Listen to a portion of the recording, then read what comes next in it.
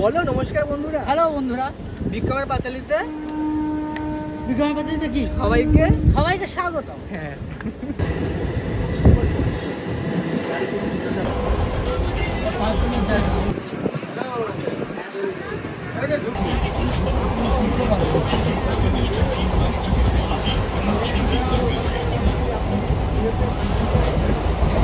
এটা কি ধরনের? এটা হচ্ছে সেই অনির্বাণ যার বিয়ে আমি কিছুদিন আগে খেতে গেছিলাম। আপনারা যদি সেই ব্লগটা এখনো পর্যন্ত না দেখেন অবশ্যই করে সেই ব্লগটাকে দেখুন।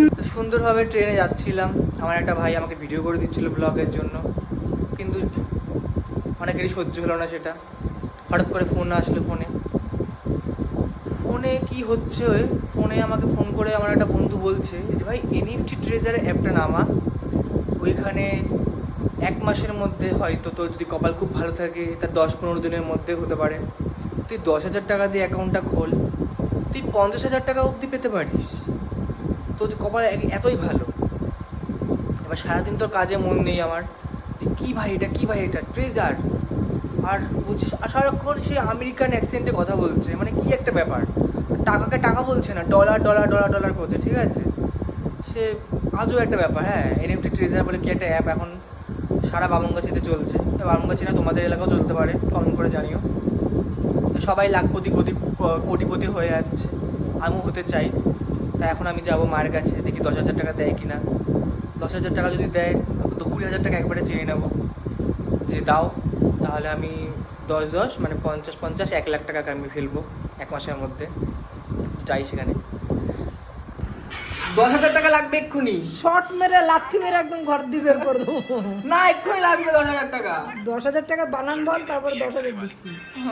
10,000 টাকা দিয়ে এনএফটি ট্রেজার বলে একটা জিনিস এসছে, ওখানে 10,000 টাকা দিলে দুদিনে 50,000 টাকা ফেরত দেবে। বাবা, সেটা তো কখনোই দেবো না আমি, কাপলি বাজিতে নেই আমি।